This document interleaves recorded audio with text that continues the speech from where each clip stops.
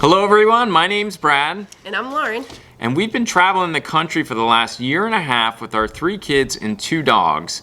And in this video, we wanted to talk to you about 5 ways that you can build and find community while you're traveling full-time on the road. Additionally, we wrote a blog post that will be linked in the description below. And in that post, we talk about these 5 things that we're going to address today in more detail. And we also offer up some additional resources for you.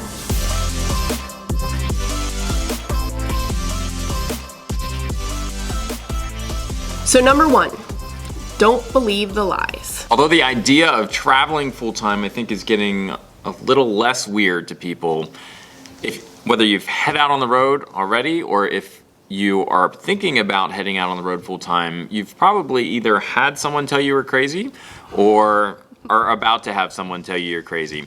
And so the first thing you need to realize is just that you don't want to believe the lies. We've had situations where with friends or family, just because it's so different, kind of asking us basic questions like, how are your kids going to be socialized? Or what are you going to do for friendship? Are you going to be able to meet people when you're out on the road? And that can tend to kind of shut you down, I think, right? And kind of reinforce maybe some of the insecurities that you already have.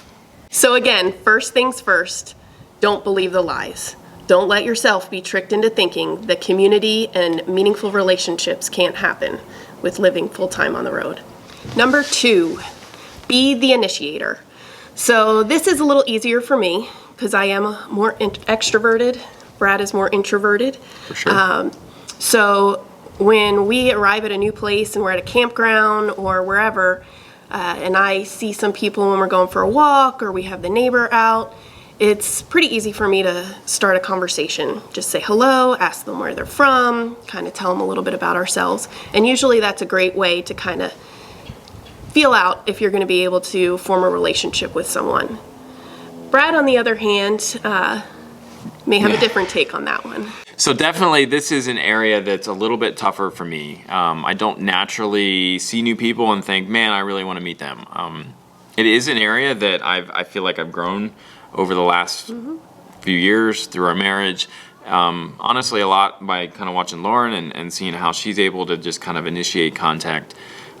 One thing to keep in mind is if you're reaching out with people on the road, like you already have a common point to start with folks. So if you're meeting them in a campground or at an event or something like that, and they're living in a trailer, then you already have, you know what it's like to be in a trailer, you know what it's like to tow a trailer, you already have so many connection points. And if that person happens to have kids with them, then you've got kids, then there's a whole kid aspect there that you want to find friends and other kids for your kids to play with. And so I think it makes it a little bit easier knowing that whoever you see out there, that they probably have a lot of similar stories or life experiences just built around the RV living.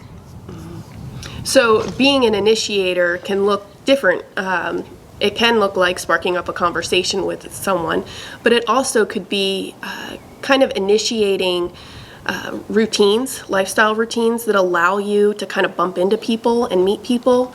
What I mean by that is be in the habit of going on a daily walk. Take your kids to the playground regularly. Frequent a specific area. All of those things kind of help get you out there, and then you start to see who's around you and can kind of get an idea of if somebody is maybe engaging in something that your family enjoys too. You already know there's another connection right there. As Brad said, living full-time on the road, you already have so many different things in common. We all live in a tiny space, and we all have to empty our poop tanks. So the pretense is kind of gone, is what I mean by that. And so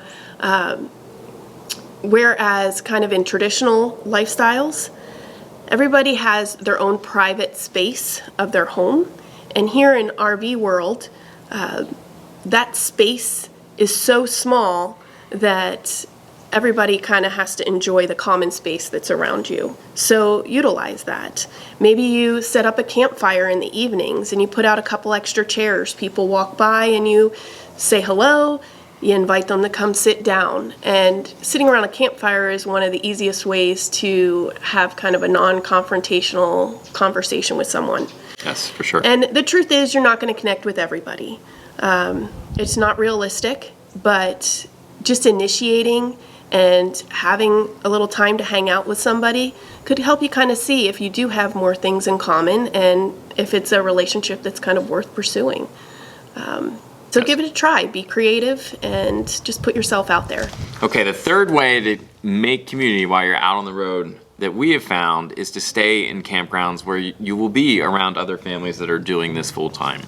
I know for us, when we were researching kind of this full-time travel lifestyle, Thousand Trails Campground Network came up, and we have decided that Thousand Trails was something that we wanted to do.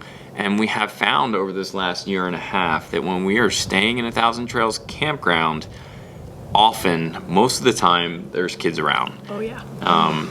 And so that, for us, has been a great way for our kids to kind of find other kids to play with and interact with.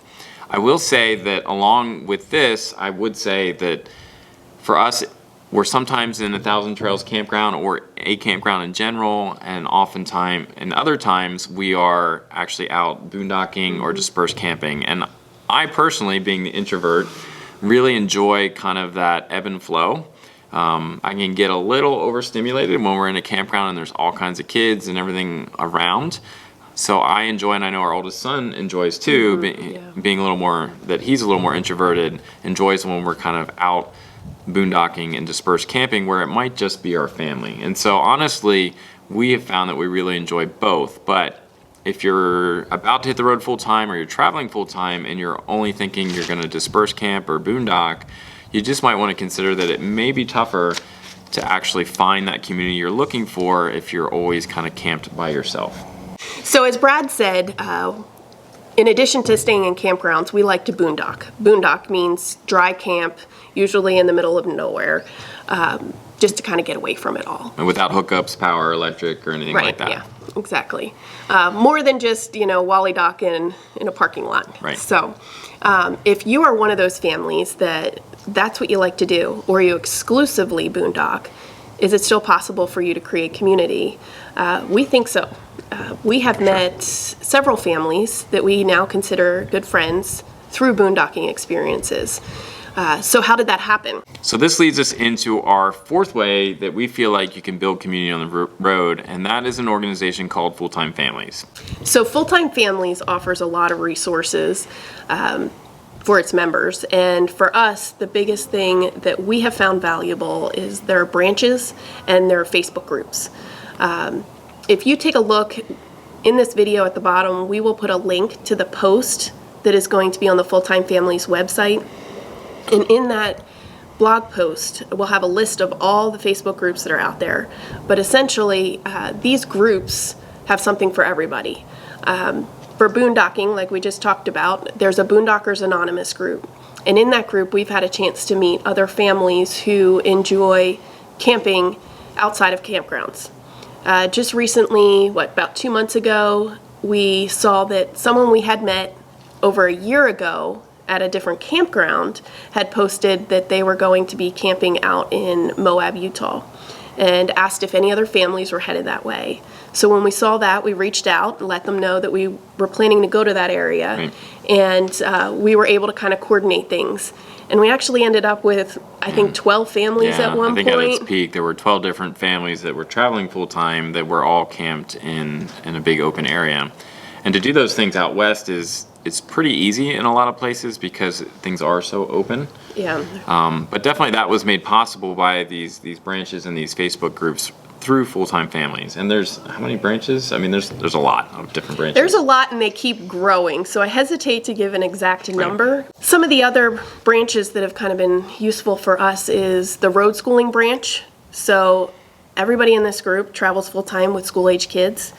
And so there's always tons of questions about schooling or educational opportunities and stuff like that, and looking for ways to connect our kids on deeper levels when they're not with each other. And so this road schooling branch has kind of helped us stay connected with other kids, collaborate on school projects, and also answer some of my questions or give me some ideas, especially as kind of your homeschooling journey progresses or evolves during this lifestyle. You'll see that your perspective starts to change, or maybe your teaching routine starts to change, and you have a lot of questions or concerns. And this group is a great support system in that way. So all that to say that there's a bunch of different branches and groups that you can get connected with, whether you're former military or A blogger, a filmer, an artisan. So they just make it really easy to find your people. And I think we really appreciate that about FullTime Families is everybody in FullTime Families is traveling full-time with kids. So you have that connection, but then to be able to kind of even get more specific and find people that care about kind of your individual passions and what you want to kind of connect with people over. It's been super helpful for us. And the general member board, so there is a Facebook group by FullTime Families that's open to all the public that anybody can get on. You can ask questions, you can share information or whatever. But as a member, there's also a members group. And I find that there you can ask more detailed questions and get some pretty honest responses. You can also get a lot of help.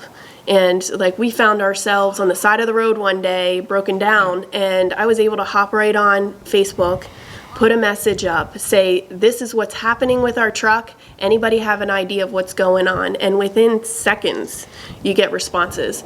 And you get people that say, oh, that happened to us. Check blah, blah, blah, it might be this. Or maybe it's just, we're broke down, we're in this town. Does anybody know a good mechanic here? Right. Or is there an RV tech in the area? And you'll find it's just a whole wealth of knowledge out there. Right. And so for me, I think it's the equivalent of AAA in a sense, because there's always something you have questions about. If something breaks in your rig, or you want to go visit a new place and you don't know anything about that place, you just post it up there and you say, has anybody been here? Where's the top 5 places to visit? Where should I not go? Can I park a big rig there? And you will inevitably have a dozen people who can help you out. All right, now for the 5th way we think and have found that you can kind of build and maintain community is once you've made these brief contacts, perhaps, maybe you were out a week at a campground with somebody that you really clicked with. The thing we like to do is always go to kind of the social media accounts. Pretty much everybody we've met in this lifestyle has an Instagram page or a YouTube channel or kind of an online presence that makes it very easy to support each other, but also to kind of keep up with and see kind of what's going on with them, where they're at, and that sort of thing. And so we have found that with the adults, and certainly our daughter Nora is a big fan, and Sam, I guess, is a big fan of the Facebook Messenger. And that's, if you're not familiar with that, that's a way that your kids... The kids version of Facebook Messenger. Yeah, it's a way that the kids can kind of keep in contact with each other. Whoever they talk to has to be approved by you as the parent, so I like the parental controls with that. It's kind of a safe space to allow the kids to talk and to interact with each other. But Nora especially, our daughter, has just found lots of good friends through this, and even has some friends that she has yet to meet in person, but has been friends with over Facebook Messenger for several months. And so, and then it's fun to try to connect with those people and try to say, where are you going to be, and we're going to be there, and that kind of thing. So definitely technology has really allowed us to develop connections and then maintain them once we've met people out on the road. And in addition to technology, I would suggest, if there are those families that you feel like you really had a good connection with, make an effort to meet up again. Plan something. Ask people, where were you planning on heading in the spring? And then maybe change your route to kind of match that a little bit. Or ask them, hey, do you guys have an interest in going to this national park together? And work to plan something. There's lots of ways that you can kind of stay connected. And the reality is, a relationship is what you put into it. And it's that way whether you live full-time on the road or you live full-time in a sticks and bricks house. So some big takeaways from our top 5 ways to form community, I think one of the most important things to keep in mind is that you might need to be the initiator. Even if that's not super comfortable, like it's not always comfortable for me, making that effort and putting yourself out there will definitely pay off in the long run. And then I think that the other thing to really keep in mind, and what we can't stress enough, is finding your people and reaching out and finding connection within the FullTime Families organization, especially if you're traveling with kids. There's just so many resources there that have already been established, and it takes a lot of your legwork out, and it's very easy to plug in. We have met people out on the road that had been traveling a while before they actually connected with FullTime Families, and I think that's where you tend to hear more stories of kids having a hard time connecting, or parents, adults finding difficulty finding other people to kind of hang with. And so the sooner you get plugged into FullTime Families, I know for us it's been just a huge blessing and a way to really allow us to take great leaps forward in finding our community. Guys, we hope that you enjoyed this video and hope that it was helpful. You're going to want to subscribe to this channel if you haven't. They're going to start kind of putting out some more content about life on the road and give you some more tips and resources. So if you've not yet subscribed, go ahead and do that. Also, remember to click that link below in the description to see the blog post that Lauren wrote to kind of get you some more details about this topic. We hope you enjoyed this video and have a great day.